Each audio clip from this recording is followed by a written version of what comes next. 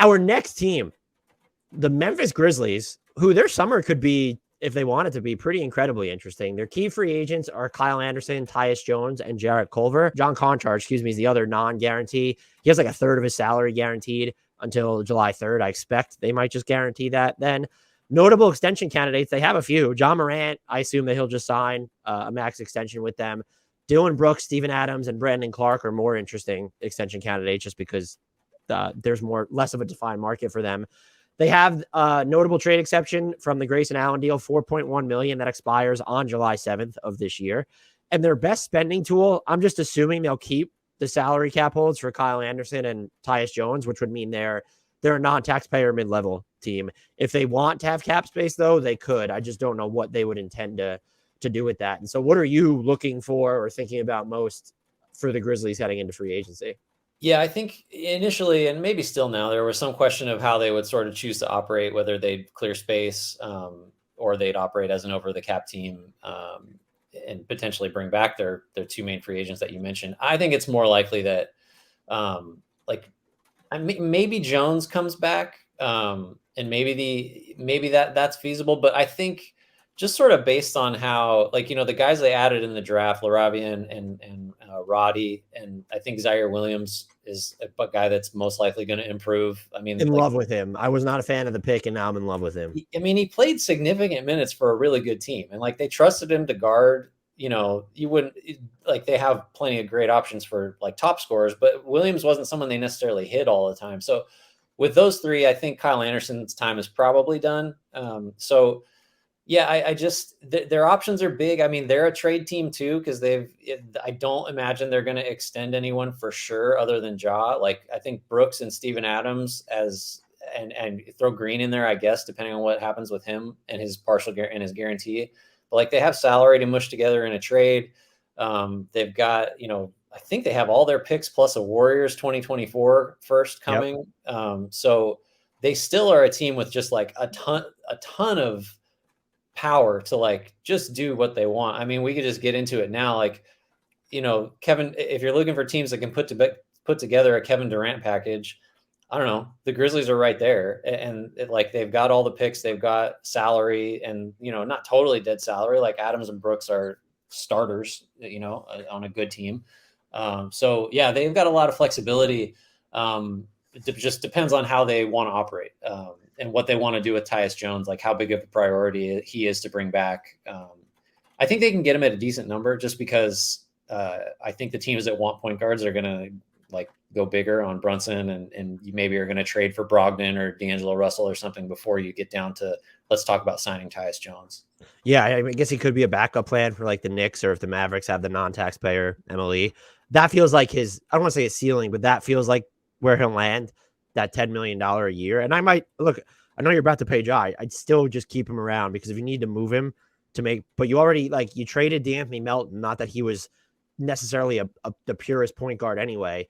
I do think now for all the reasons you laid out, I'm not really adding anything to the discussion at this point. And also keeping Tyus Jones limits the amount of time that Dylan Brooks has to have the ball in his hands, which is some nights that's too much of an adventure. Would you, for the Kevin Durant stuff, and I don't want this to define the lowbrow fruit. But if they're the Grizzlies and Kevin Durant has 4 years left on his deal and he wants to come to Memphis, one, I think you absolutely go after him because you're so good now. My question is, where is the line? You're not moving Ja. Brooklyn comes to you, though, and wants Jaren Jackson Jr. What are you doing?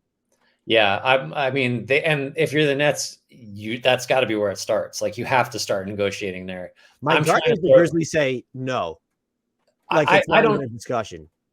I'm first saying how about you can control our draft? So Brooklyn, you have a draft back now because you don't have one basically, and you can have whatever you want through alternate swaps and just full on rights to these picks through however far we can go, 27, 28, whatever, take it all.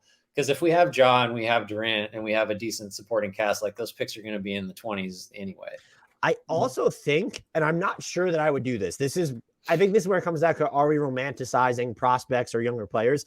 The fact that they have Desmond Bane and Zaire Williams, it feels like if Brooklyn is actually rebuilding, if they're moving Kevin Durant, which they will be, there are packages that can be built by Memphis specifically without including either of their two most important blue chip cornerstones, which is Triple J and John Morant. Yeah. I mean, there's some argument to be made that, like, do you want to mess with this? I mean, I know it's like blasphemous because we're talking about Kevin Durant, but like, age wise, decline wise, like, I mean, Kevin Durant's best years are behind him, right? Like, at best, he's going to sustain and stay very, very good, great. We thought he was the best player in the league for like a couple months there.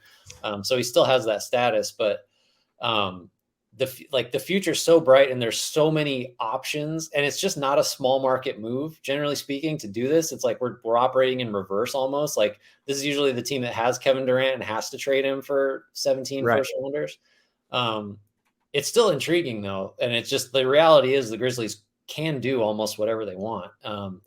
If you do the big thing, then all of your different avenues to succeed for the next 7-8 years kind of trim down to one. And if it also, just to throw it out there, like, if you're depending on Kevin Durant to not age and John Morant to not get hurt, you've really you're kind of a high wire act now, and it's kind of a boom or bust. But if they had Durant next year, like, they're going to be at the top of the West anyway. I don't know who I'd pick over them for sure at that point. Yeah, Memphis might be my favorite KD landing spot. Are there actual available players as of now that you've given thought to who Memphis should go after via trade or free agency? Yeah, I think you kind of, again, assuming they're going to have the full MLE, which is a significant asset. Like, I think you probably look at Otto Porter, and all that stuff I said about how maybe Kyle Anderson is expendable now because of the forwards in the pipeline and the wings in the pipeline. I still think Porter makes sense. I don't know if I'm giving him the full MLE, but you can. I think Gary Payton is someone you could add to just make this defense like just unfair. Wow. And like, I do think Brooks is someone they should be looking hard to trade. And so if you want to do that, and you've lost Melton too. So I think if you want to move Brooks, you probably want to have another defensive like shutdown option. Peyton is smaller, but he plays as big as Brooks a lot of the time. So, of the non-Warriors division, I think if you just want to ensure the Tyus Jones thing, you look at Neto. But other than that, like, Daylon Wright, again, just someone that makes sense as like a Melton replacement, sort of. But yeah, other than that, I think they're more of a trade team, and I'd be looking at what I could get for Adams, Brooks, and what that kind of thing. I wonder also if they should be looking at another type of 4-5, just especially if you're letting Kyle Anderson walk, and he played a ton of time at the 4. You have Brandon Clark, Steven Adams, Jaren Jackson Jr., and Xavier Tillman, and now David Roddy, of course. And we can't forget Santi Aldama. But like, is it just something that you would maybe want someone who can play with either Steven Adams or Jaren Jackson Jr., like a Chris Boucher, who I will mention for every single team because he's amazing, or even Mo Bamba could be good for this team, or even Hartenstein. I think that, maybe that makes more sense if you're eventually going to get rid of Steven Adams, if you're not extending him and you're letting him walk, because those two you don't want to see play with Steven Adams, which is why I gravitated towards Chris Boucher. You could also go the Otto Porter Jr. route, but I was trying to think of like someone who might be able to log a little bit of time at the 5 as well. So I'd be curious if they could go that route. I also wondered are they going to, because you mentioned sort of a priority should be to move Dillon Brooks. Is their focus going to be more on trades this offseason, knowing that they have to make some decisions soon on a Steven Adams, on a Dillon Brooks, even Brandon Clark? And then what type of swing are you making in that situation? Because it could be something like, you could probably get Eric Gordon for, if Danny Green, let's just say you guarantee his salary, include another smaller salary, and then there's a sweetener. And Eric Gordon would make a lot of sense on this team, especially if you might move Dillon Brooks in another trade. I have wondered if, and he hasn't been mentioned, and Grizzlies fans were totally against my idea for them to trade a Miles Turner at last year's deadline, which is fine. Does John Collins make sense for this team? If you're not giving up any of your 3 best assets, which is Morant, Jackson, and Bane, does he make sense alongside Jaren Jackson Jr. long-term, or no? Long-term, it's tough. I think, the ideal version of Jaren Jackson is a full-time center at some point, right? And he's going to provide you all the spacing and shot blocking, and you don't necessarily need more heft in there. I do think the playoff run kind of showed that the Grizzlies are really good when they have 2 bigs in there, and one of them's Jackson. Collins is such a weird fit. Almost just be like which is crazy to say because he can do so much. But I don't know if a Jackson Collins front line has enough like punch, is like Okay.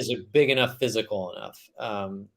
But you'd upgrade your skill level just immensely, and you could have some crazy 5-out looks too, with that, and you'd be long, but I don't know if you're quite like, which is like it's 2022 and we're talking like, are they big enough? Are they physical enough? But that's kind of my reservation.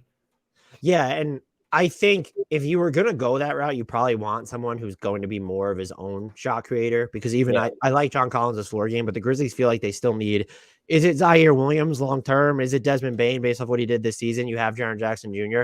Still feels like they could use some insurance there, which is why Eric Gordon as a stopgap would be pretty interesting. The other, it would have to be a trade because he is a team option that the Pacers are actually absolutely picking up. I would love O'Shea Brissett for Mhm. Memphis, someone that they could, because of the way that they're set up at every position, but not set up at every position. Just someone you could toggle between basically everywhere at this point might be like, and it feels like a Grizzlies move. It's a guy that maybe wouldn't cost a ton. He's certainly not making a ton. Is it a stopgap? Is it a long-term play? That could be someone that they look at. It's funny going through the free agency list though, because I feel like I'm not in love with anyone for them. Like I could see Lonnie Walker might be interesting here. Depending again on what you think the future is with uh, is Kyle Anderson coming back? What are you doing with Dylan Brooks? And I was actually going to ask you whether you see anyone other than Ja on this team getting an extension, because that would, if you extend Dylan Brooks, if you extend Steven Adams or Brandon Clark, that probably says a lot about how, or it informs a lot about how you're going to view free agency. Yeah, I think one name that just popped up to me, if you're going to lose Kyle Anderson and you want to replace some of the facilitation, Thad Young, I think he's another guy I feel like I'm going to mention on every team just because you can get away. I think I actually feel better about a defensive front court with him and Jackson than I do Collins and Jackson. And he's he's what he averaged like 5 assists a game or something ridiculous like that with the Bulls a couple of years ago. I don't know if you want him necessarily playing that big a role, but he can do it. I think extension wise, it's just Ja for me because you can make the opposite case, but I think a guy like Brooks and Adams, some of the appeal or some of the value in them might be tied up in them being expiring. That's changed a little bit lately. I feel like the idea of the expiring contract doesn't return quite the same amount of, Right. you don't get a haul for that anymore. But I would feel uncomfortable committing what it would take to Brooks just because that's a fairly large salary slot that may not be a positive asset if it goes out 3 or 4 years versus it's expiring. Oh, we're a contender. We need a 3 and we need a lower little 3 and D wing that can just toughen us. Like he makes sense as like a rental to me. Maybe that undersells him, but I Lowercase 3, uppercase D. Yeah. exactly. That's it. I would just be worried about him specifically hitting free agency. And then if he gets the $18 million a year offer from some team, if you get him at the number that he's really coming off of, where it's between 12 and like 14 million, I would consider it for Dylan Brooks. Would probably be the only other player I'd look at. Yeah, you don't extend Adams, right? There's like that's just My thought was like if you can get him at a really cheap number, and then it's someone that is just there, and you could also move later on. But the big man market for what it will be for him, you could view it that way in free agency as well. exactly right.